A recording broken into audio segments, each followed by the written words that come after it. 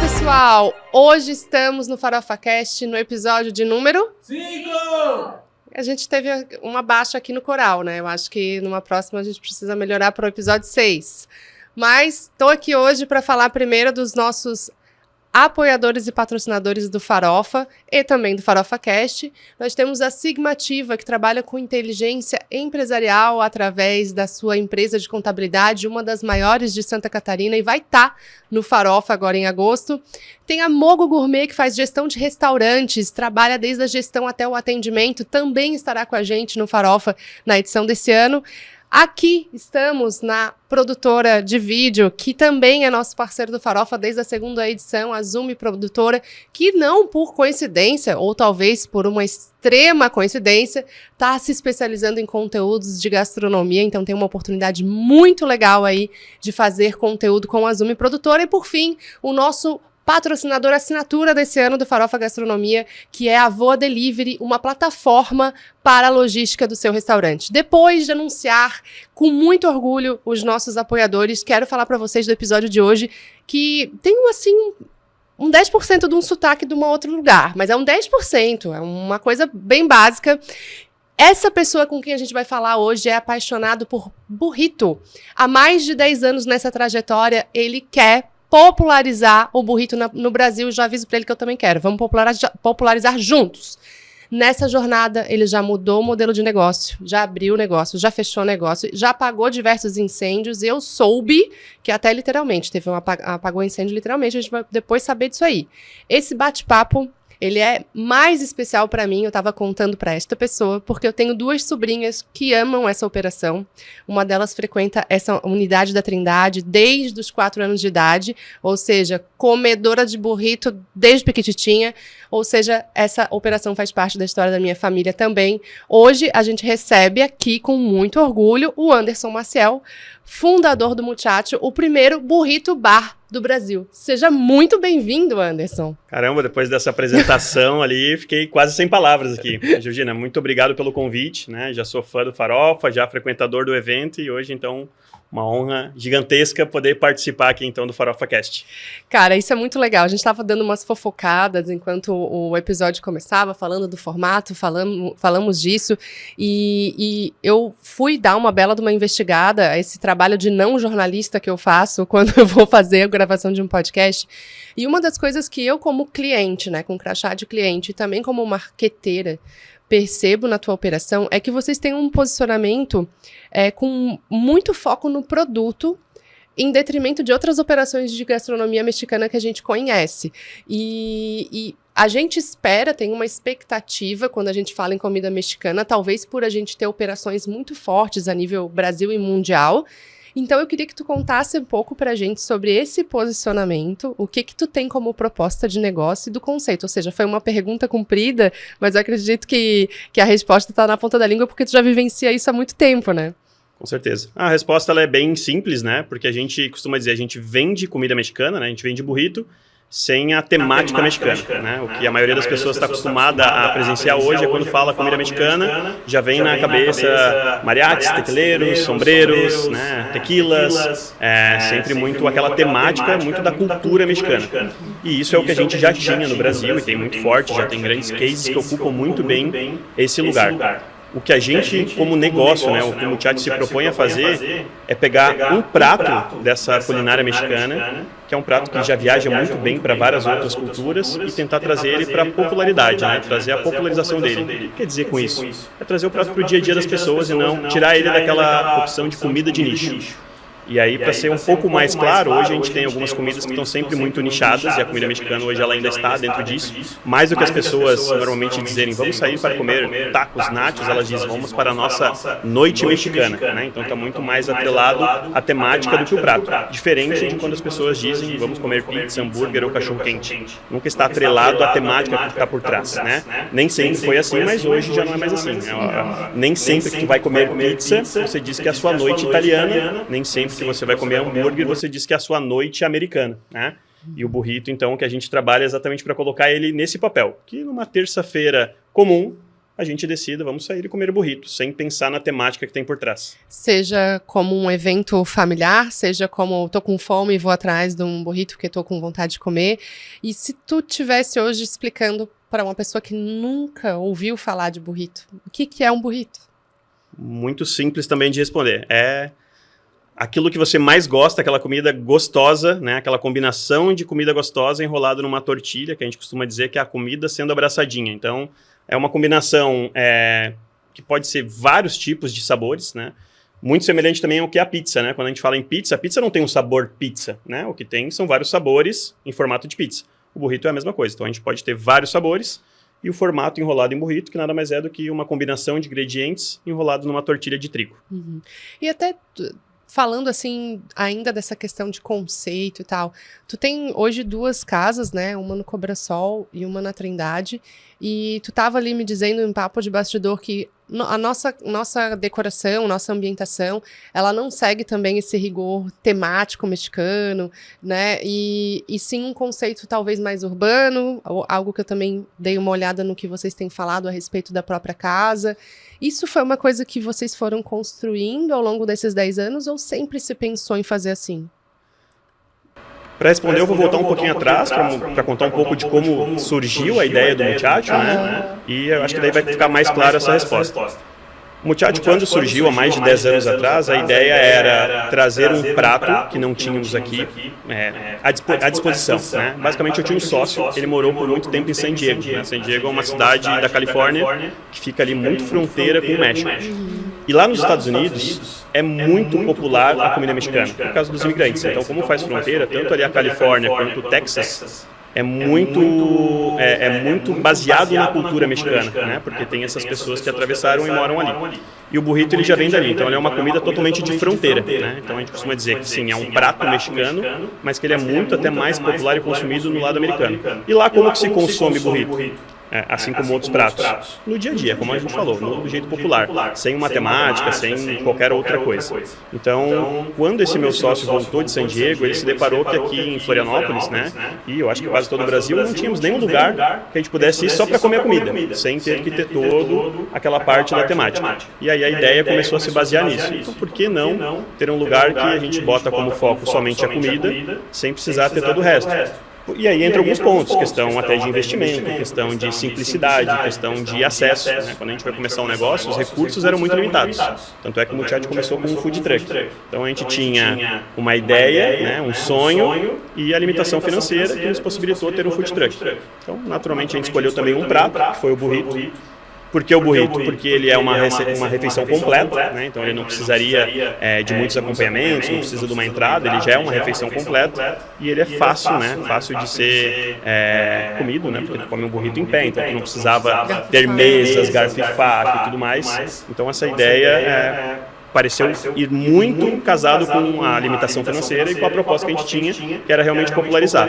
E popularizar a gente entende que é dar acesso para todo tipo de momento da vida das pessoas. Seja aquela pessoa que saiu do trabalho e só quer passar ali e comer um lanche rapidamente, seja aquela pessoa que saiu ali do futebol com os amigos e está ali suado do jogo ainda e quer chegar ali e só comer um lanche, seja a pessoa que está indo para balada, seja a pessoa que está fazendo um encontro com seus amigos, né? Então a gente queria tentar se encaixar dentro de todos esses momentos das rotinas das pessoas. Então, não podia ser nada muito elitizado, muito tipo, como se fosse um evento. E o foco total era na comida, onde a gente sempre quis assim, entregar um custo-benefício superior, ou seja, pelo preço, pelo ambiente, o foco era total realmente na comida e no final aquela sensação de receber mais do que eu estava pagando é a que ficava a percepção. Então acho que tudo foi balizado nisso, então sempre premiando essa simplicidade. Por isso que quando as pessoas vão no Muchacho, elas percebem que o ambiente é simples, né? Mas realmente simples e aconchegante. Entendo. Eu acho que sim, que tem uma sensação de é gostoso estar aqui, é à vontade, não exige da gente se arrumar demais e nem se preparar demais para estar, né? Eu acho que é algo que se a gente se prepara para ir é ok, mas se a gente tiver tido a ideia e resolver ir, tá tudo certo, né?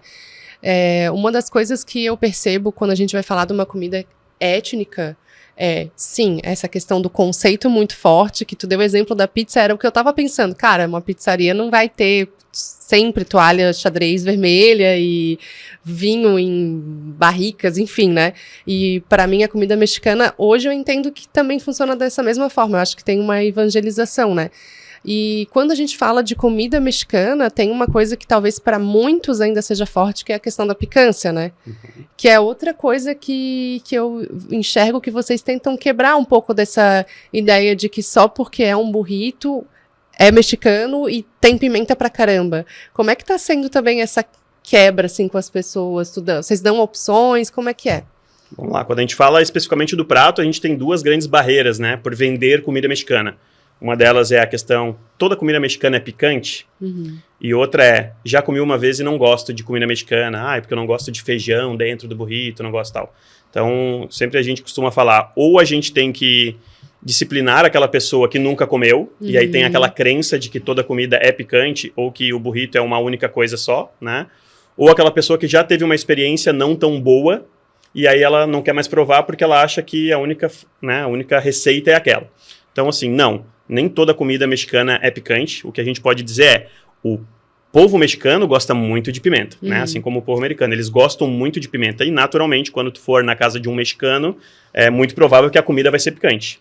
O que a gente faz aqui não temos nenhum burrito picante, então todos os nossos burritos eles não são picantes na própria receita, e a gente tem boas opções de pimenta fora. Então uma pessoa que vai decidir qual que é o seu nível de pimenta, né? A mesma coisa a receita. Às vezes a pessoa não gosta de uma receita, mas vai ter uma infinidade de outras receitas que vai agradar o paladar das pessoas. Então o que a gente faz no dia a dia é isso, para quem quer começar a gostar de pimenta, a gente vai ter da mais leve até a mais forte, e aí pimenta é igual quase um músculo, né? Tu vai exercitando e vai ficando mais resistente. Sim, a pimenta também. Quanto mais tu vai comendo, mais resistente tu vai ficando a ela. Com certeza ela traz um sabor diferente, com certeza ela vai trazer ali uma experiência diferente, mas respondendo de forma direta, não. Nem toda comida mexicana é picante. Na maioria das vezes, como no nosso caso, nada picante, e aí a picância é opcional. E tu come burrito ainda, depois de 10 anos? Eu como muito burrito depois de 10 anos. Muitos burritos mesmo. A gente hoje tem uma grande facilidade que é todos os meses a gente cria uma edição especial. Que então, legal! Todos os meses eu tenho uma novidade para experimentar, né? Então, o que tira um pouco daquela repetição dos burritos. Mas ainda mesmo depois de tanto tempo, a gente tem um burrito que está com a gente desde o dia 1, que é o California Burrito, né? Que é o burrito ali, muitas pessoas chamam abacaxi? É o que vai batata frita dentro. Ah, tá. Esse é o que não é o nome que eu defendo, mas é o que aos olhos de muitas pessoas falam, é o clássico. Esse é o clássico. Eu sempre digo, não é o clássico, porque todos são clássicos. Tá. Mas o California é aquele que, quando a gente iniciou no food truck, ele era o burrito único. A gente só tinha essa receita.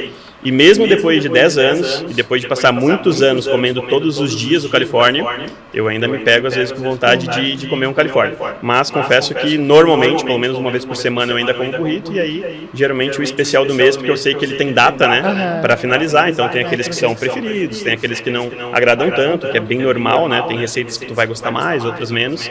Então, eu sempre faço ali algumas vezes, porque eu sei que ele vai embora e depois pode ser que não volte mais. E esse campeão, o que vai nele?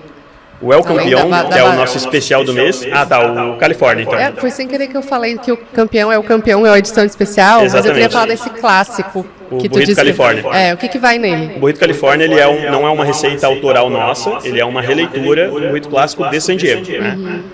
Tem lá nos Estados Unidos, tem um burrito lá que é bem tradicional ali, que seria o burrito de carne assada. Então é um burrito ali com carne e tudo mais, ele não tem batata. Em San Diego tem uma proposta até muito semelhante a Florianópolis, ali todo um lifestyle da galera do surf, a galera do skate, a galera da cena mais underground.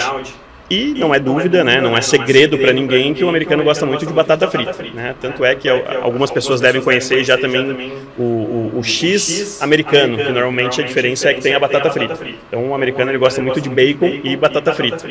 E aí então na Califórnia, lá em San Diego, se criou esse burrito, que pegaram o burrito de carne assada e colocaram batata frita dentro. Então vai queijo, batata frita, a carne, guacamole e sour cream. Essa é a receita clássica e basicamente vários outros lugares fazem essa releitura.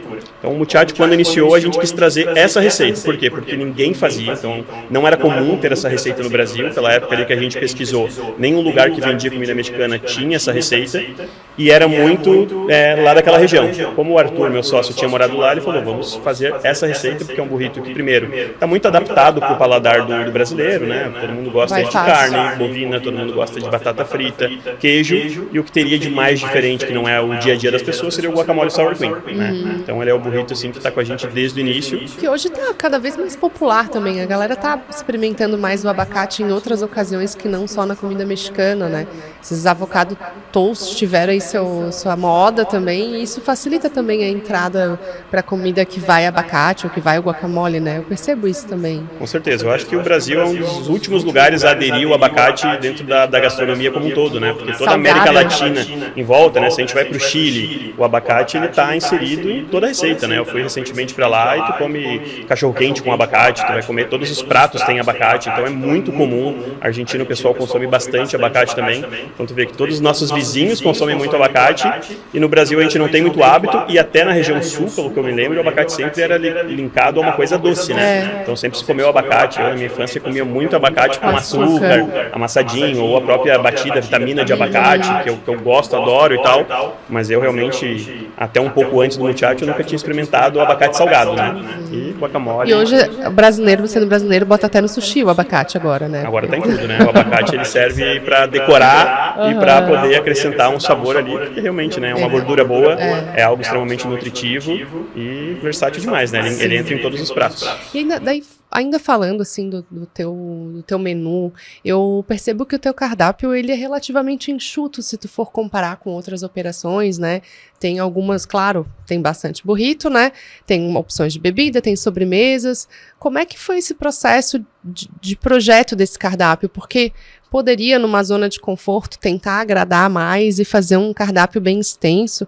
Eu imagino que assim como tu ensaiou a abertura de unidades, tu também deve ter ensaiado o cardápio, a construção dele ao longo do tempo. Tu consegue falar um pouco pra gente como foi esse processo?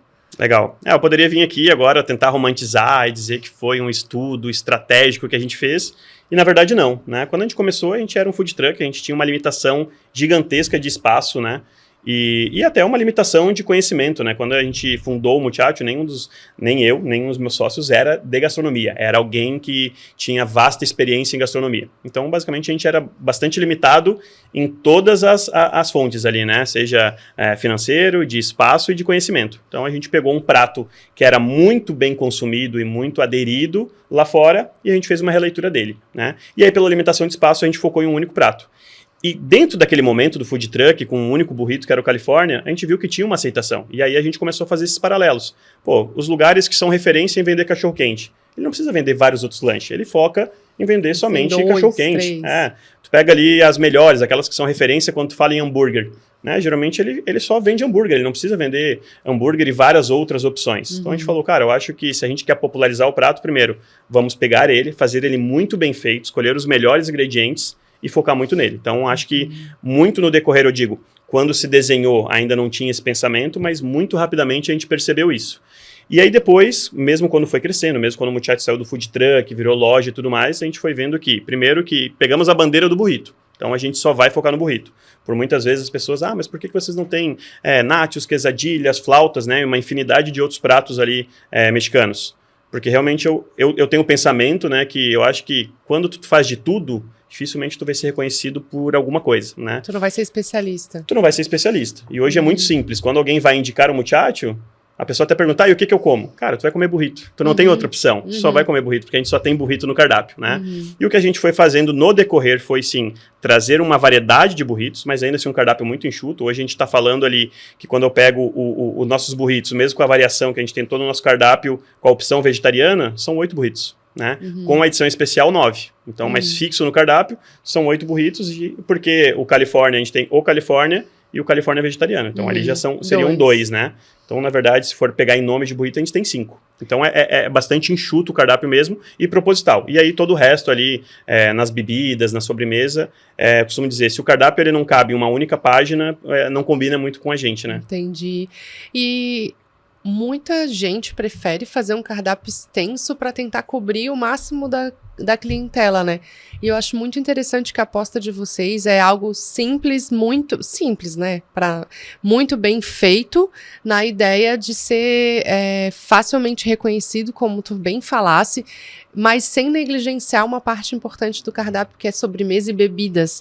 Porque seria muito fácil, beleza, tantas opções de burrito, tu falou em 8, mas a sobremesa a gente deixa o chocolatinho no caixa e a bebida a gente bota só a bebida que tem, que os distribuidores fornecem. Mas não, vocês resolveram também ser autênticos nesse aspecto do cardápio, né?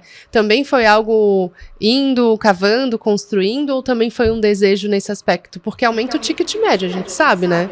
Com certeza. Eu acho que a gente sempre buscou, Georgina, foi encontrar uma experiência completa, né? Então, é claro que o burrito, ele é a grande cereja, é o que puxa, né, todas as nossas ações, mas a experiência completa é isso. A pessoa, né, quer ir lá e poder tomar uma boa cerveja, então a gente foca muito nas cervejas artesanais de qualidade, né? Então são realmente cada uma delas selecionada a dedo. Lá na unidade da Trindade a gente tem 12 torneiras, né? Então a gente vai ter assim, e cada um dos rótulos que está ali, eles são realmente escolhidos a dedo, né? A sobremesa, elas são autorais, então a gente tem a nossa Dos Leites, que é super famosa, que é uma sobremesa autoral que a gente desenvolveu, e temos o churro espanhol, que aí sim é um churro também bem tradicional mexicano. Mas tudo isso foi pensado exatamente para atender bem o público no todo, né? Tem uma limitação, porque as pessoas ainda, às vezes, têm aquela necessidade, poderia ter outras coisas. Em algum momento a gente se deixou levar isso, eu estava até te comentando que a gente teve uma unidade em Coqueiros, que é uma via gastronômica, e acaba que o público, ele acaba querendo ter essa experiência, de uma entrada, um prato principal, às vezes quer uma carta de drink, às vezes quer dose. Em algum momento a gente se deixou a levar por isso, né? Achar que tudo que o público está pedindo, tu é obrigado a ter. E a gente começou a expandir, e a gente começou a ver assim, cara, a gente tem muitos itens no cardápio que não nos descreve, né? Porque é mais daquilo que todo mundo tem. Não somos referência, ou seja, a gente tinha carta de drink, mas eram drinks que não éramos o melhor drink. Tínhamos ali outras porções, mas não eram as melhores porções. E acabava tirando foco, porque quando a pessoa vai no muchacho, o que a gente quer que ela experimente? Aquilo que a gente bota muita energia para fazer, que são os burritos. E se tu for no muchacho e eu acabar provando ali, sei lá, daqui a pouco uma porção, começar a pegar outras coisas que a gente não se considera bom naquilo, daqui a pouco tu vai lá e não tem a experiência completa que seria comer o burrito, né? Então depois a gente entendeu isso, né? E aí eu acho que muito com a maturidade, com os erros, né? E hoje tudo sempre é isso, é manter o cardápio o mais enxuto possível e ter tudo que faz sentido estar ali. Então cada rótulo de cerveja, cada bebida, cada drink, cada sobremesa, tudo é muito pensado para estar ali, né? Cara, daí eu tenho uma dúvida assim genuína, né? Como que faz para manter um padrão? Porque tu faz algo relativamente simples, no sentido de que é um cardápio enxuto, então a tua linha de produção, ela tende a ser mais objetiva, né? Não tem tantos processos. Quais foram as decisões que tu entende hoje que elas foram bem estratégicas para tu conseguir botar como um posicionamento forte essa questão de a gente faz um burrito muito bom e é o que a gente está se propondo a fazer. Como que tu vê essa questão da padronização dentro da tua cozinha? Legal, mais uma coisa que a gente aprendeu errando, né?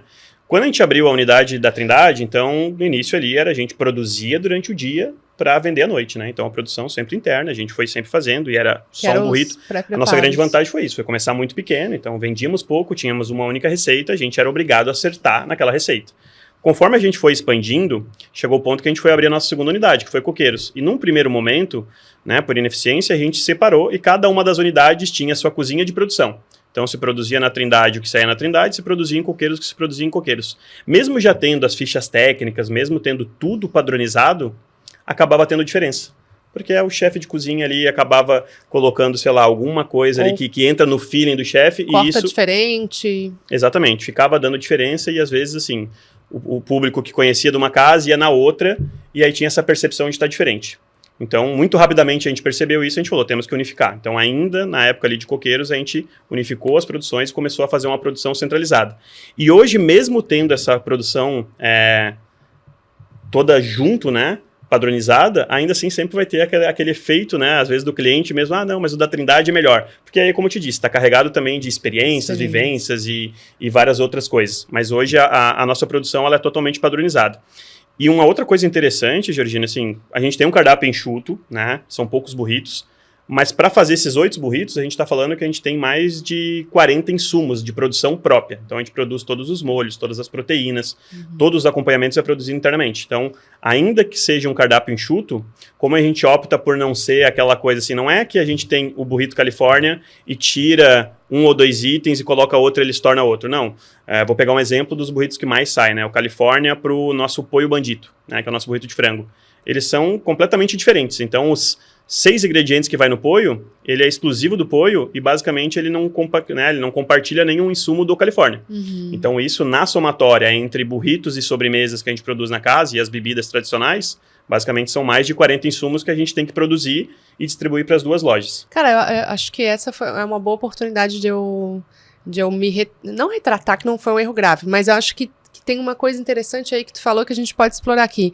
A cozinha do burrito, uma vez que esteja tudo pré-preparado, é simples para montar. O que não é simples é o preparo, né? Porque algumas carnes de vocês também têm um preparo que é mais longo, ou que exige, sei lá, um mise en place mais afinado. Então, talvez o que está acontecendo nessa cozinha de produção, ela é o mais determinante para o resultado final lá no cardápio, né?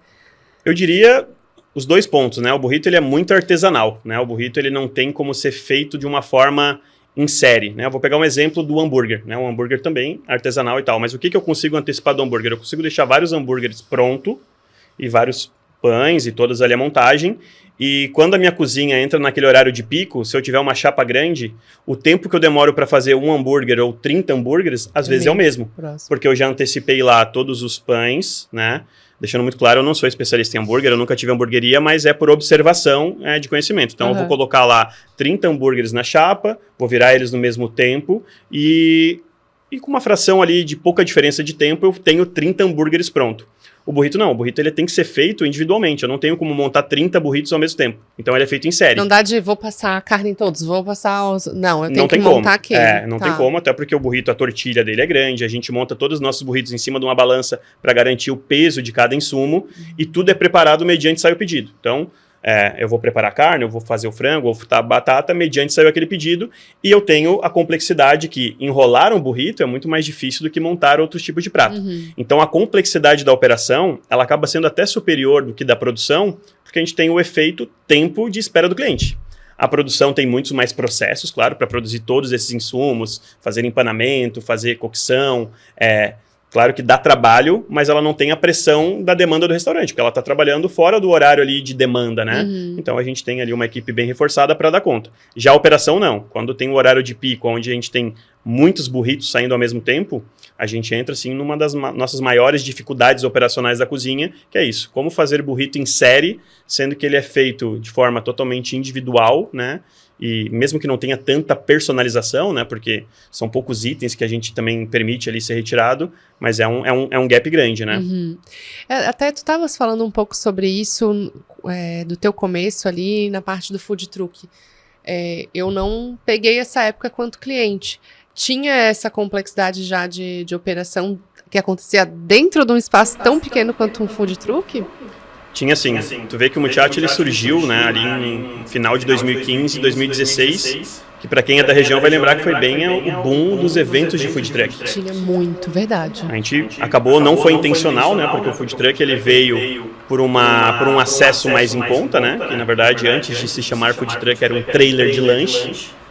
Os meus sócios tinham feito uma viagem para Nova York, lá em Nova York é muito comum nos grandes centros ali, os trailers de lanche, principalmente naquela região de Wall Street e tal, então para quem conhece lá tem vários trailers e o pessoal desce, até porque lá não tem 1 hora de almoço, então o pessoal assim, 15 minutos. E lá é muito comum ter o burrito exatamente por isso. O pessoal desce ali um burrito rápido, como em pé aqui, celular e rápido. Então a ideia do trailer, né, veio dali. Quando o trailer ficou pronto, começou a ter os eventos de food truck. Então a gente foi também bastante abençoado nisso.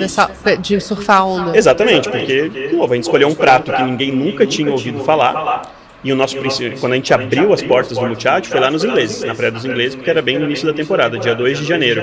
E a gente abriu lá o primeiro dia do Muchacho nos ingleses e a gente vendeu 0 burrito.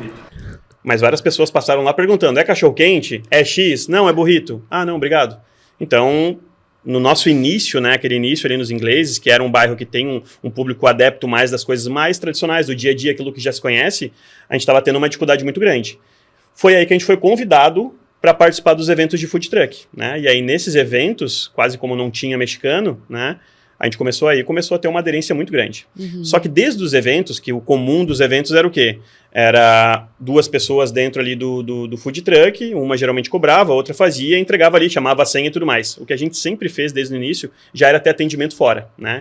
Então a gente trabalhava em 3 dentro do nosso trailer, que para quem conhece ele é extremamente pequeno, então a gente ficava lá... Ele ainda existe? Existe, tem até hoje, ele não está em operação, ele está lá guardado no... E vocês não têm vontade de fazer eventos com ele? Vontade muita, né? Tá. A gente não tem, eu acho que é tempo de disposição, né? Os eventos, eles tomam bastante energia, eles dependem tipo, de bastante pré-produção e equipe para poder tocar. Geralmente os eventos ali se estendem bastante, então hoje com as lojas e mais cuidar de eventos é mais complicado. A gente fez muito ainda, mesmo depois que a gente tinha a loja aberta, a gente fez vários eventos, mas agora já faz aí...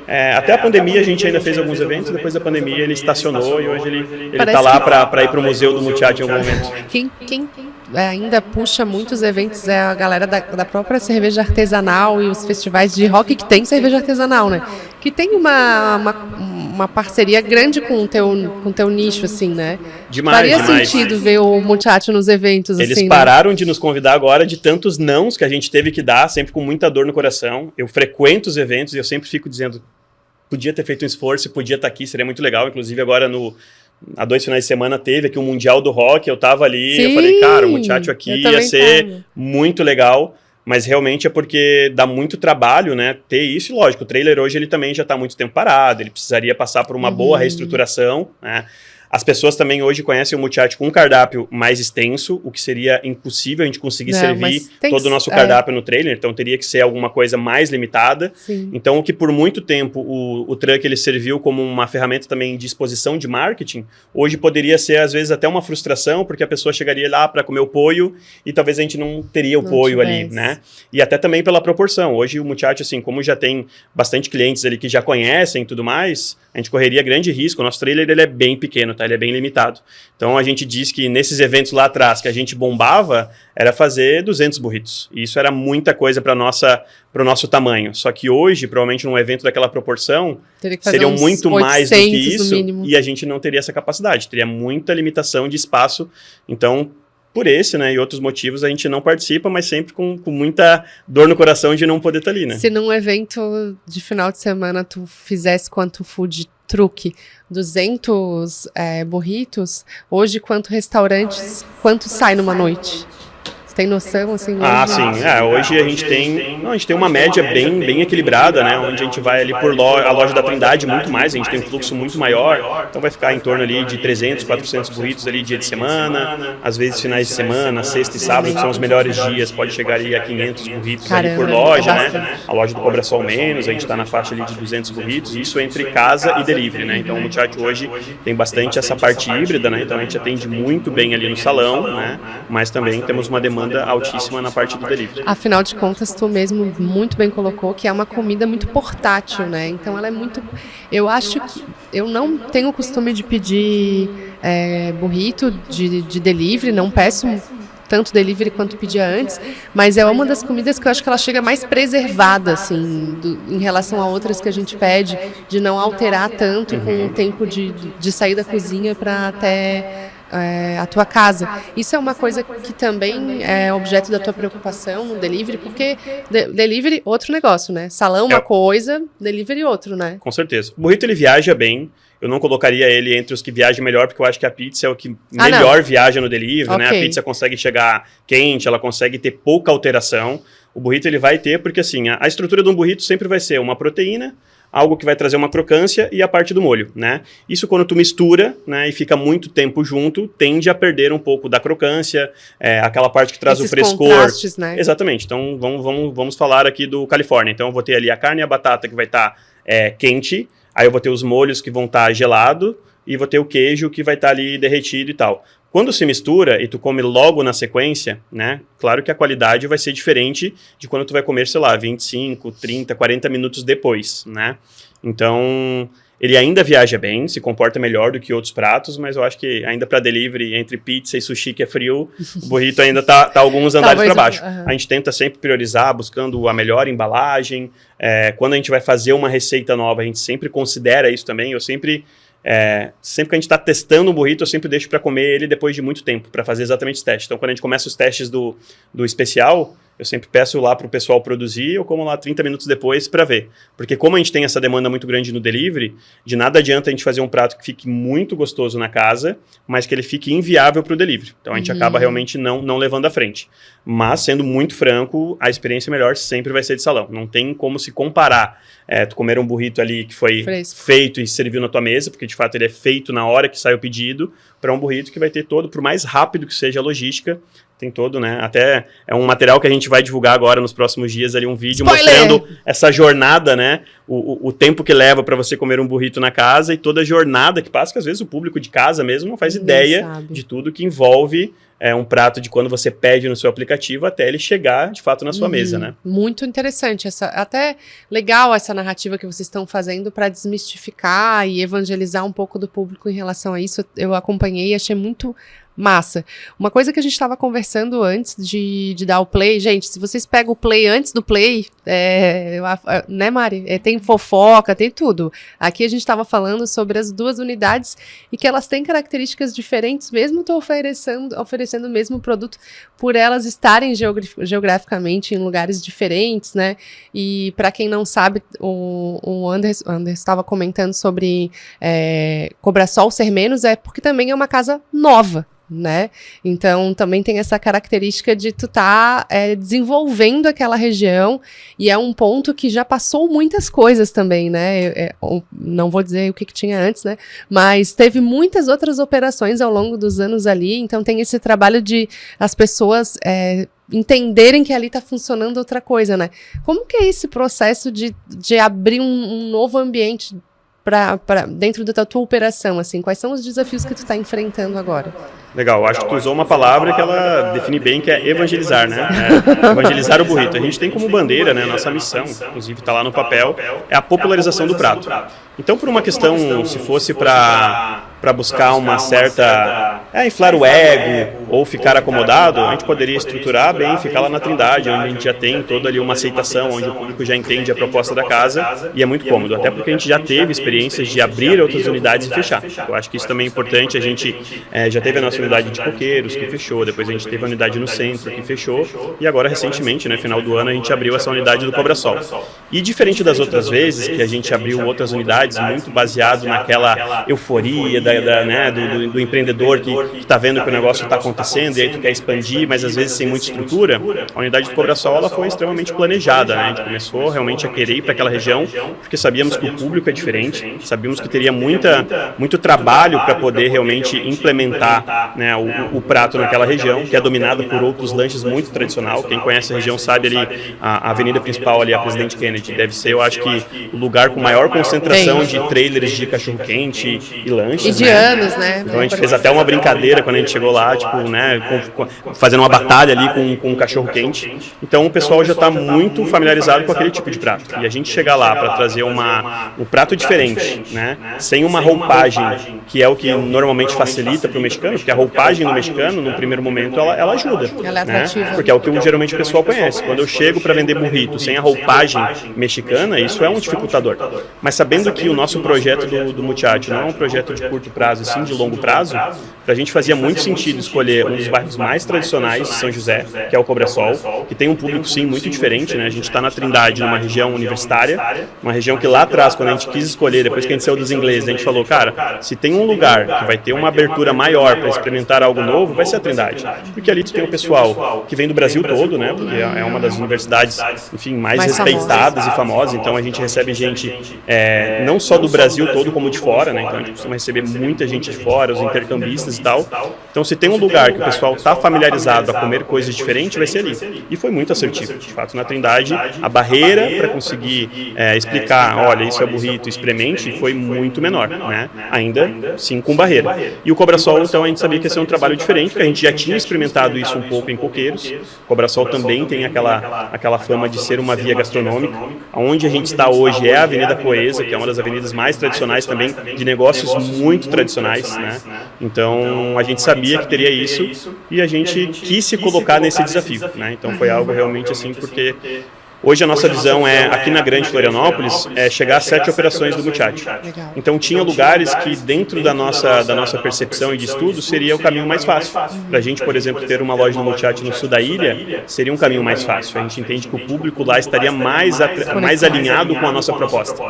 Então a gente quis começar por um pouco mais difícil, né? A gente quis começar pelo Cobrasol por entender que lá a gente vai ter que ser mais incisivo, trabalhar mais, melhorar o marketing, enfim, melhorar produto, ter que fazer mais para conseguir, porque se a gente conseguir implementar o burrito, popularizar o burrito aqui na região do Cobrasol, eu tenho certeza que outras regiões que a gente tem interesse, uma delas é a Pedra Branca, vai ser muito mais fácil, né? Porque realmente já tem ali uma vertente, um perfil de público muito mais alinhado com o que hoje a gente tem na Trindade. E não deixa de ser uma...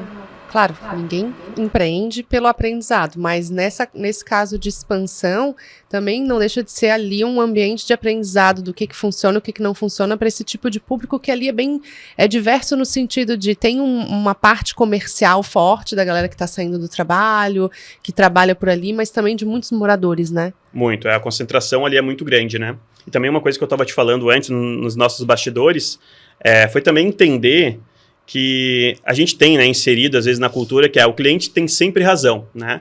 E por muito tempo, no início do negócio, tudo que os clientes iam pedindo, a gente ia fazendo. Então faz o burrito sem isso, ou coloca aquilo, ou lança isso e tal. Por muito tempo a gente foi fazendo muitas adequações. O cliente quer te ajudar, né? Ele quer... Claro, o cliente ele quer ajudar, mas muitas vezes o cliente também ele não entende um pouco da proposta. Muito, muito comum, né? Hoje a gente tem, por exemplo, uns formatos de criação de lanche, que tu escolhe tudo que vai dentro, né? Muito comum um Subway, por exemplo, onde tu escolhe todos os ingredientes. E lá fora, nos Estados Unidos, tem um formato Subway de burrito que é o Chipotle. Chipotle nada mais é do que tu escolhe, ali tu pega a tortilha e escolhe todos os ingredientes. É um formato muito bacana, só que quando tu pega um prato que tem várias coisas diferentes que as pessoas não conhecem e tu larga a opção para ela de pedir o que vai dentro, tu pode colocar várias coisas e não fica bom. Então, cada burrito que a gente lança, a gente faz muito teste para ver que este molho, essa proteína e essa salada vai combinar, né? Então, o Muchacho tem uma questão de uma receita fechada, né? E a gente até, às vezes, é bastante taxativo na questão de, tem alguns itens que não podem ser retirados, porque a gente sabe que se retirar, ou vai afetar a estrutura, ou vai afetar o sabor, no final tu vai comer, não vai gostar, e aí vai parecer que a gente que não fez algo tão bem elaborado. Então, dentro dessa linha, estar num ambiente onde tem, sim, pessoas um pouco mais críticas e tudo mais, e depois de ter aprendido, faz com que a gente tenha que aprender a, de diversas formas, comunicar. É isso que a gente está oferecendo, né?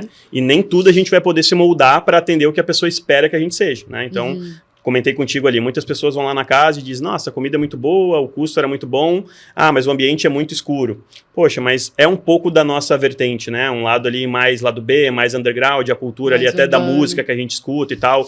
Ou outro ponto, o ambiente é muito legal, mas a música é muito alta. Mas a gente trabalha com um som um pouquinho mais alto. E é claro que a gente sempre, que possível, a gente se adequa, né? Para não ser um ambiente assim desagradável, barulhento demais, mas ao mesmo tempo a gente respeita muito também um pouco da nossa vertente, né? Então assim, sempre esteve inserido no Muchacho, e todo mundo que vai há muito tempo vai entender que o burrito, a cerveja e a música, eles andam lado a lado. Então o estilo de música que toca na casa é o mesmo desde do primeiro dia de Muchacho, né? Então a gente tem um estilo de música que toca ali.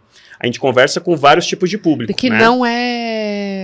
Que não é mexicano. Que não é mexicano. Que não é música tipo latina mexicana, né? Sim. Então a gente tem uma vertente ali mais do ska, mais do punk rock, mais atrelado muito daquela cultura californiana, que já mudou muito no início também, né? Que é bem interessante falar isso. Quando o Muchacho foi fundado, a gente veio muito da vertente californiana. Então a gente falava que vendia comida californiana. E olha como é difícil, né? Porque assim, se dizer que vende comida mexicana e só vender burrito já é difícil, imagina californiana que ninguém faz ideia do que é. E ainda tem um ponto, né? Que aqui tudo que geralmente leva o nome Califórnia, as pessoas acham que vai ter abacaxi e ameixa dentro e tal. Então, até nos eventos do truck era bem engraçado, né? Porque a gente tinha toda uma roupagem californiana, vendia comida mexicana, mas no final era só o burrito. Então, era muito difícil de comunicar. E aí, com o tempo, vai se adequando, né? E a gente foi se moldando, entendendo quem somos, né? Então, hoje o Muchacho, para quem já frequenta há mais tempo, consegue identificar que é isso. Tem uma influência californiana, que está muito mais baseado exatamente nisso, no estilo da casa, né? Na proposta da casa, no estilo musical, mas que a comida é de origem mexicana, né? E às vezes as pessoas podem se confundir, mas vocês não valorizam o lado mexicano. Eu digo, não, a gente valoriza demais. Na verdade, o Muchacho, ele vende comida mexicana como é vendida no México. Sim. Porque lá não vai ter um lugar temático mexicano, porque lá é o normal, vai ser um restaurante. Lá é lá. Lá é lá, né? E na Califórnia, em todos os Estados Unidos, é assim também. Então, acho que a gente coloca, na verdade, a comida no lugar dela, né? Ela é o principal ponto que faz a pessoa ir até ali, né? Então, qualquer outra coisa seria, tipo... Secundário, que é a temática. E falando... A gente falou bastante do burrito, do conceito da casa e tal, e uma das coisas que eu tô curiosa, assim, ao longo do tempo, tu foi falando, e falando, assim, com uma segurança em relação ao produto, à operação, à linha de produção, falou de ficha técnica. Como que tá sendo liderar esse time? E um time que está em 2 casas, né? Como que tá sendo para ti fazer essa liderança dessa galera? Tem desafio? Tá fácil? Eu falo tá fácil quase que ironicamente, porque sempre que senta alguém aqui, na 3ª temporada, grandes discussões em torno justamente da gestão das pessoas como um ponto desafiador, assim, dessa nossa nova geração, desse 2026, assim. Como que é para ti? Bem, fácil seria eu chegar aqui e dizer que o problema é a gestão de pessoas. Que eu concordo plenamente, mas eu acho que seria chover no molhado, como diz. Eu escuto aqui alguns episódios, vi todo mundo falando que realmente é um grande problema de gestão de pessoas. Mas eu queria um pouquinho mais longe e entender assim, por que temos o problema de gestão de pessoas? E aí eu acho que o meu perfil é muito de tentar achar o problema, né? Quer dizer, detectar o problema para tentar achar uma solução. E aí, quando a gente fala assim dessa dificuldade, né, de gestão de pessoas hoje, eu tenho uma premissa para mim que é assim, lá na época dos meus pais, o que eles buscavam, não é a regra, mas era a grande maioria, era uma estabilidade. Então, sempre que tu tivesse ali uma empresa que tivesse uma estabilidade, né, às vezes eles abriam mão de ganhar mais ou de qualquer outra coisa, porque se, não, aqui vai me dar uma estabilidade, aquilo me motivava. E aí, realmente, eu vejo todo o histórico lá da minha mãe, que foi concursada, dos meus tios, todos concursados, eu não tenho nenhum empreendedor na família, né? Então, toda uma geração... exatamente. Então, toda uma geração de que estabilidade era o principal. Quando já veio para minha geração, e aí eu comecei a trabalhar bastante cedo, eu fui exposto, a pessoas que empreendiam. Então, eu trabalhei para pessoas que empreendiam, né? E aquilo, para mim, desde muito cedo, fez muito mais sentido. Dizer, caramba, eu poder ter meu próprio negócio, eu poder, então, escolher como que eu vou conduzir e tudo mais, aquilo sempre me chamou muita atenção. Então, eu sou empreendedor desde sempre, né? Eu já tive, antes de ter o Muchacho, eu já tive outros negócios. Eu me lembro, assim, desde quando eu trabalhava na empresa dos outros, eu já tinha essa mentalidade empreendedora. O que eu posso fazer mais, o que eu posso fazer melhor, o que eu preciso otimizar para poder fazer melhor. Então, a minha geração veio daquilo, assim, de querer empreender, de querer saber que quanto mais eu depositar horas nisso, e quanto melhor eu fizer isso, talvez mais eu possa ganhar e tal. E aí agora eu vejo que tem uma outra geração que eles estão muito mais atrelado a propósito, ou seja, eles preferem abrir mão da estabilidade, eles preferem abrir mão do financeiro, se tiver um propósito por trás. Então eles são mais movidos por propósito. É aquela coisa que tu se pergunta assim, isso que eu vou fazer vai me dar dinheiro ou vai me fazer realmente querer todo dia fazer isso, né? E as pessoas são mais movidas por isso. Então elas não têm tanta ambição na finança, não têm tanta ambição de futuro, se eu pegar aqui e tal. E sabendo disso, né, e conhecendo um pouco do público, que é o público que trabalha com a gente, é nesse caminho que a gente tenta ir. E a gente tem uma missão, que é popularizar o prato, né, popularizar o burrito. E aí muito do que eu falo lá com os nossos colaboradores, que na verdade são eles que fazem o Muchacho ser o que é fazer uma pergunta assim, imagina se lá atrás tu pudesse ter feito parte de quem popularizou, sei lá, o hambúrguer, o cachorro-quente no Brasil, né?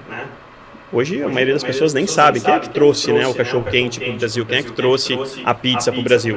É um item que hoje está ali e tal, mas que legal poderia dizer, né, que fez parte dessa construção. Então eu sempre digo, cara, a ideia do Muchacho, a nossa bandeira é a popularização do prato. E hoje, seja o tempo que tu for permanecer aqui, tu vai ajudar nessa construção. Em algum momento o burrito vai, né, e não é uma questão de si, é só uma questão de quando ele vai ser popular e a gente vai poder dizer que ajudou nessa construção. E todo mundo que passa por ali ajuda nessa nessa construção. Então isso acaba dando também um pouco de propósito para as pessoas que estão ali. Porque eu ouvi até o pessoal ali do sushi que esteve por aqui comentando que existe, né, o colaborador hoje ele está na tua operação e até falaram de 500 ou R$1.000, eu diria que por muito menos, hoje R$100 a mais, R$50 a mais já seria um ponto para aquela pessoa sair de uma operação para ir para outra. Então se tu não tiver o algo a mais do que só o financeiro, realmente vai ficar muito difícil. Então, a grande dificuldade que eu encontro, Georgina, é isso. Como que eu, que já estou aqui nos meus longos 37 anos, então eu não estou já em fim de carreira, mas eu já não sou mais ali, não consigo me comunicar.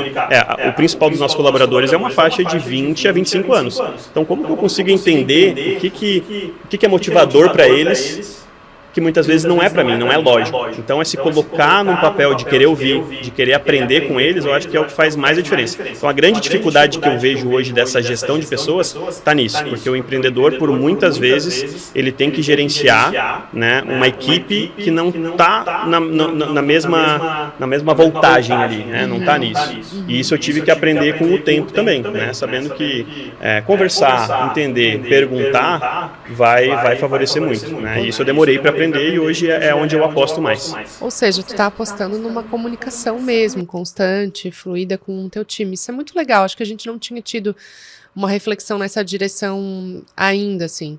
E diante da dificuldade, que não é sempre nem para todos, de construir e manter um time e de passar por barreiras como é a mudança de comportamento do consumo, né? Tu deve ter visto, se tu acompanhou do sushi, a gente falar de caneta, de mundo wellness, de várias coisas que estão acontecendo, estão impactando economicamente o mercado da gastronomia, sem falar o próprio impacto econômico no geral. Tu acha que hoje em dia está mais fácil ou mais difícil abrir um restaurante? Eu vou, dentro do que eu conheço, né, da nossa realidade, eu acho que eu não tive nenhum dia no Muchacho que eu pude olhar e dizer que o cenário está fácil, está melhor e tal. Então, e todas as vezes que eu tentei culpar ou tentar buscar um motivo externo naquilo que eu não tinha controle, muito pouco impacto eu consegui ter. Então, o que eu aprendi também, né, nessa década foi tudo sempre que eu vou poder mudar dentro do meu negócio. Então, agora a gente está tendo essa onda das canetas, muita gente fala que está tendo redução e tudo mais. Mas assim, vai ter um público que vai aderir, talvez eu vou perder alguns clientes que estão ali fazendo ali o uso da caneta e aí não vão consumir mais, mas também vai ter outros públicos que antes não consumiam, que não estão consumindo caneta e vai.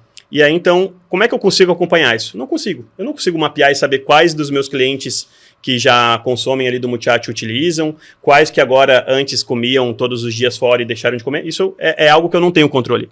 O que eu posso controlar é a qualidade do meu produto, o marketing que a gente faz, conseguir ter o maior alcance, né, possível. Então, dentro disso, tá dentro das plataformas, tá fazendo o que a gente está fazendo, expandindo, abrindo lojas em lugares diferentes, com públicos que vão trazer, sim, maiores dificuldades, o que fazem a gente sempre ter que se esforçar mais. Então, eu acho que nunca tive um momento fácil, nunca espero que tenha, e talvez essa seja uma das maiores fortalezas que tem, assim, é conseguir conviver dentro desse caos mesmo, né, que é empreender. Essa era justamente a pergunta que eu ia te fazer na sequência, né? Diante de um cenário que tá sempre flutuando e tu tá te colocando como alguém que, cara, vai ser sempre complicado, né?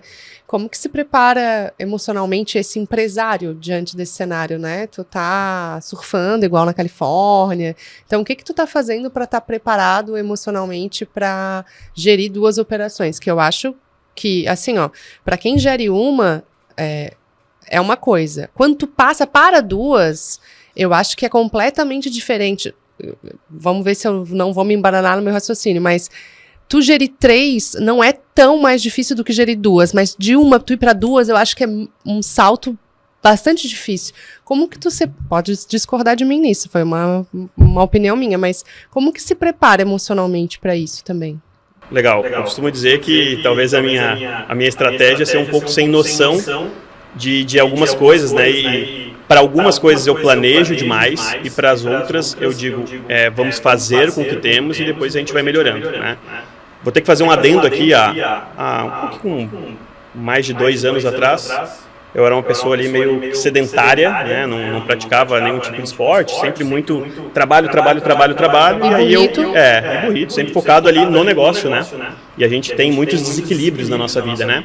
E aí eu comecei a correr, né? E eu falei que queria começar a correr e tal, e aí minha primeira experiência foi fazer uma corrida de 5 km. E aí depois que eu corri 5, tipo, eu não queria correr 5 já não era mais desafiador, aí eu quis fazer uma prova de 10, aí eu corri uma prova de 10 e tal, aí eu achei que ainda era muito pouco, né, eu acho que aquilo ali, beleza, eu quase morri, mas eu ainda sobrevivi, então vamos tentar uma meia maratona, né, e aí eu fiz uma meia maratona, foi muito sofrido e tal, e aí a ambição sempre, né, de querer se desafiar mais, eu falei, eu vou correr uma maratona. Isso em questão de comecei a correr e um ano depois que eu estava correndo, eu me inscrevi na maratona, né. E é loucura, para quem é do meio, para quem não é, todo mundo diz que é loucura. E eu até fiz questão de registrar, porque eu sempre quis dizer assim, o que está me motivando a correr uma maratona não é o quanto eu acho que vou conseguir me preparar, não fui buscar um suporte, não fui buscar suplementação, mas foi tipo a minha cabeça por assim, por eu ser tão sem noção de o quanto seria difícil, aquilo me fez acreditar que eu poderia ir. E tipo, eu sabia que eu ia ter que lidar com tanta coisa, porque o que eu encontrei nas provas mais curtas? 5, tu vai só na emoção, consegue ir na emoção e tu dá conta, né? 10, tu vai um pouco na emoção e aí com um pouco mais de preparo, tu dá conta. 21, vai ter a emoção, vai ter o preparo e vai ter, tipo, uma parte do mental. A maratona tu esgota tudo isso e chega uma hora que o teu corpo ela só vai te dizer para o que você está fazendo, para agora, tu vai desmaiar, tu vai morrer, tu não tem perna e tal. E eu sempre linkei isso ao empreendedorismo. Empreendedorismo em vários momentos, e aí, seja da minha história ou com vários outros, né, colegas aí de profissão, e até eu tive essa experiência com sócios meus, chega um momento que o negócio está tão difícil, que é aquele quilômetro 33 da maratona, onde a grande maioria das pessoas desiste, né? A pessoa, então, às vezes, se preparou uma vida toda, mas quando chegar ali fica tão doído que a pessoa desiste, né? E eu perdi sócios dessa forma, entrou em burnout, entrou aquela coisa que, nossa, eu não posso ouvir falar nisso. E eu vi muitos colegas de profissão também, que chegou um ponto que, por mais que tinha uma trajetória gigantesca, a gente viu isso acontecer muito na pandemia, chegou um momento que as pessoas viram assim, isso aqui não tem uma porta de saída, né? E eu vou largar tudo de mão. E eu, então, a maratona, eu falei, cara, eu não sei se eu vou chegar arrastado ou não, mas eu vou até o fim. E aí eu uso isso muito nos negócios. Então, eu não tenho muita certeza se eu vou conseguir abrir as 7 operações, eu sou alguém bem limitado, né, na questão ali empresarial, né? Então, mas a minha maior fortaleza é isso. Eu sou, acho que, um pouco mais resistente do que outros empreendedores na questão de tomar porrada, né? De enfrentar esse desafio. Então, às vezes está naquele caos ali, tu falou ali do incêndio, né? A gente teve um cenário que a nossa cozinha pegou fogo, né? A gente estava ali operando, eu estava em casa, o pessoal me ligou e falou, né? O meu gerente me ligou chorando, Ander, tá pegando fogo na cozinha. E aquilo ali... Agora embargou aqui um pouquinho. E aquilo ali foi algo que não teve muito momento para ter emoção, né? Foi mais razão. Então eu fui correndo para o multiato, cheguei lá, os bombeiros estavam lá apagando e o que o fogo não destruiu, a água destruiu e tal. E para muita gente, a gente já vinha num cenário que já não estava assim tão favorável. Isso foi pós-pandemia também, então os negócios já estavam fragilizados, né? Para muitos poderia ser aquela última pá para poder acabar com o negócio. E eu falei, cara, isso aqui, na verdade, tem que ser um incentivo, né? Porque eu vi toda a equipe ali, tipo, não, vamos fazer junto. E eu falei pra galera assim, vamos se juntar e a gente vai abrir, tipo, em menos de uma semana a gente vai reabrir, né?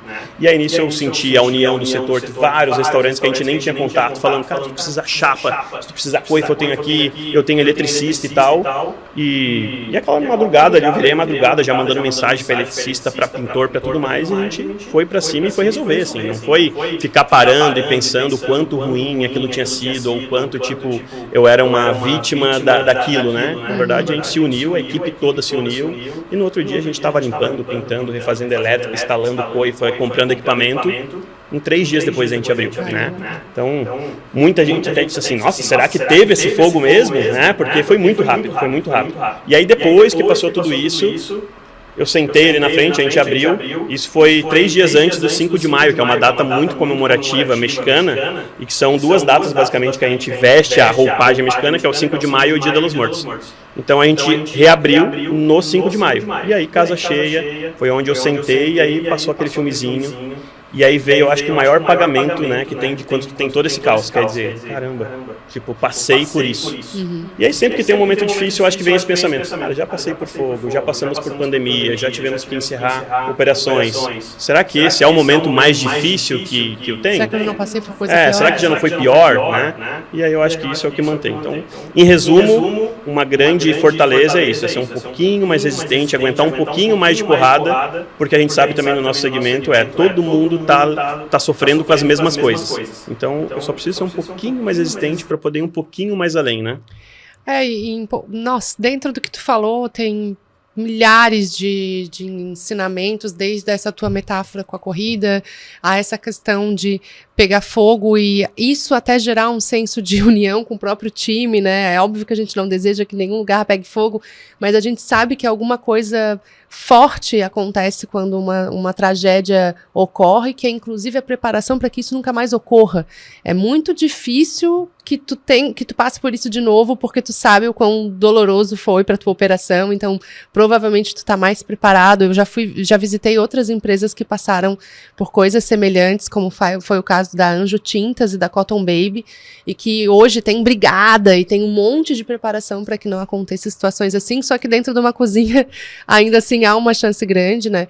É muito legal a gente conseguir entrar nesse assunto em que a gente fala do que existe por dentro da camisa, né? Por trás dos panos de um empresário, porque eu afirmo isso por observação, que empreender na gastronomia é difícil quanto qualquer outro, mas ainda assim tem um desafio especial, porque o público é muito plural, então agradar um público tão diverso quanto a galera que come, que é todo mundo, né, é especialmente difícil, e é uma indústria, né, é indústria e comércio, então tem essas dificuldades de indústria também, é muito impactado pelos fatores externos, e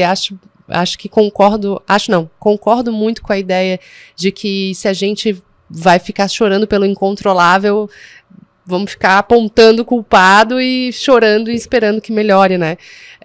Infelizmente, como a gente bem sabe, a gente vai chegando ao fim do nosso episódio. A gente pisca a cava, né, Anderson? Fica esse gosto de querer conversar. Parece que é justamente no final que a gente vai chegando num assunto assim mais profundo. A gente quase pediu um close no choro da emoção do Anderson aqui. Não foi choro, foi só um embargo. Foi um cisco que... Foi só uma emoção hétero. Eu queria, assim, que tu me dissesse agora o que tu quisesse a respeito do que tu imagina pro futuro, não necessariamente do Muchacho, porque pelo que tu tá me falando, eu tenho uma impressão de que tu é um empresário serial e eu te praguejo ou eu prevejo que tu vai abrir outros negócios que não seja só burrito. Eu tô com essa percepção e talvez tu tenha algum plano que eu ainda não sei. Mas para onde que caminha esse empresário agora, futuramente? Bem, fora as 7 unidades, né? Perfeito. Eu não conseguiria imaginar nada fora de Muchacho hoje, né? Como eu te falei, a gente tem uma missão, é a camisa que a gente veste, então é a popularização do prato. E como eu disse, a popularização do prato, ela vai muito além de só o Muchacho ser isso. Então, o que eu torço é que o burrito, ele, de fato, passe a fazer parte do dia a dia das pessoas. E aí o nosso papel como empresa é ser referência dentro disso. Mas são duas coisas paralelas. Eu torço muito, inclusive, pelos nossos concorrentes. Eu digo, eu quero que abram muitos negócios que vendam burritos e bons burritos. Na verdade, eu fico triste, né? Porque antes de ser dono de um restaurante, eu também sou frequentador. Eu também adoro comer burrito. E eu sempre como burrito também de todos os concorrentes que surgem. É para ver, tipo, esse burrito tá bom, esse é legal e tal. Então, eu sempre torço muito pelo prato. Porque eu tenho certeza que tem espaço para todo mundo, né? Então, se todo mundo entrar e fazer bons burritos, vai ajudar muito mais nessa missão de popularizar. E em segundo, aí, né, como propósito da empresa, aí é ser referência dentro disso, né? Uhum. E para o público, né, que não são ali 12 empreendedores que estão escutando, o que eu gostaria de deixar experimente, né? De preferência que seja do Muchacho, mas se não for também, experimente. Se não gostar naquela receita, dê uma segunda chance, né? Costuma-se dizer que para criar um hábito, para gostar de algo, precisa provar mais vezes, né? A gente vê isso muito no sushi. Muitas pessoas que comeram uma única vez e aí não gostaram, mas que depois repetiram e agora se apaixonaram e se viciaram e tal. Então, burrito também pode ser assim. Então, deem uma chance para esse prato, né? Mais de uma, no caso, né? Mais de uma, né? Pode ser que já seja um amor à primeira vista, acontece, mas se não for, então que dê outras oportunidades, porque eu tenho certeza que vai ter um burrito que vai ganhar o seu coração. E para o geral, né, para o público que está querendo começar, que eu acho que é grande parte aqui do público que escuta, que está querendo começar o seu negócio, deixar ele, assim, seja mais resistente, né, do que o limite, né? Na corrida ensina isso, né? Dizem que quando tu chega naquela sensação de total fadiga, de que tu não consegue mais, ainda diz que tu tem ainda pelo menos 20% mais de energia. E no empreendedorismo é isso também. Então, às vezes parece que não tem mais para onde ir, que eu não tenho para onde recorrer, mas provavelmente tem mais algum recurso. Às vezes tudo que tu precisa é uma noite bem dormida, é trocar ideia também com alguém que já passou por aquilo, que tem um pouquinho mais de recurso. Então, não espere vida fácil, porque nunca vai ser, né? Muita gente acha assim, vou empreender porque daí eu vou ser dono das minhas horas. Eu já pensei isso e não sou. O negócio que é dono das minhas horas, não eu dono delas. Mas no final sempre faz sentido, né? Então, acho que essa é a frase, assim, né? A mensagem. Eu não posso deixar de te perguntar sobre farofa, porque eu tenho esquecido, né, Mari? Eu tenho que voltar a perguntar, mas a gente brinca de perguntar para os nossos convidados qual é não sei se tu gosta de farofa, Adoro. Mas de qual é a receita da farofa da tua vida, se é da tua mãe, se é a tua, se é de alguma outra farofa que tu comeu em algum lugar. Se tivesse burrito de farofa, gostaria também. Mas qual é a farofa da tua vida? Primeiro, eu adoro farofa, né?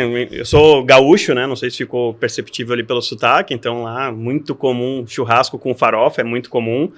E eu, embora não tenha na minha família empreendedoras, mas eu tenho muitas cozinheiras, né? Então, eu tenho tias, cozinheiras e tudo mais. Então, sempre tive acesso a farofas deliciosas.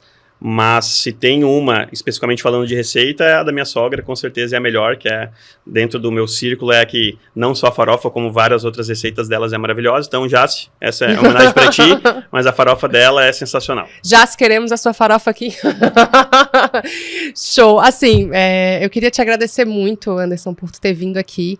A gente vem se interagindo nas redes sociais através do Farofa, né? A gente divulgou no Farofa a abertura da unidade do Cobrasol. Eu chamei o Anderson, vamos fazer, e é muito massa quando a gente diz bora e a pessoa diz bora. Eu espero que ano que vem o Anderson esteja com a gente no palco do fórum. Eu não tenho dúvida que vai ser uma experiência incrível para quem está indo lá assistir. E o Anderson já está mais do que convocado para estar com a gente como convidado do Farofa para assistir e degustar do que a gente vai ter lá naquele dia.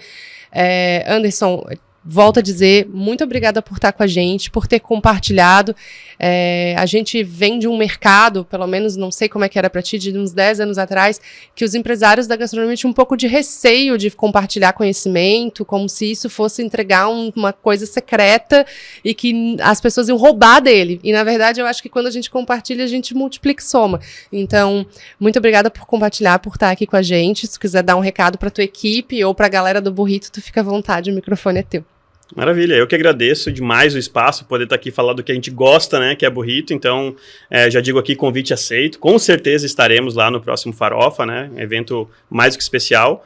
Agradecer demais, como eu disse, o Muchacho ele é construído por cada pessoa que está lá, então a toda a nossa equipe, a pessoas que todo dia, eu sempre costumo dizer, hoje o meu papel dentro do Muchacho é cuidar dos nossos colaboradores, porque eu fazendo isso bem, eles vão externalizar cuidando bem dos nossos clientes, cuidando bem dos processos, né? Então agradecer a cada um deles aí que estiverem ouvindo e reforçar de novo, né, a todo o público que ouviu aí, por favor, né? Deem uma chance e vão lá experimentar o burrito para ajudar a gente nessa popularização aí. Eu já tô indo, tô levantando, já tô indo lá, tá? Bora lá. Tchau, tchau, até a próxima. Tchau.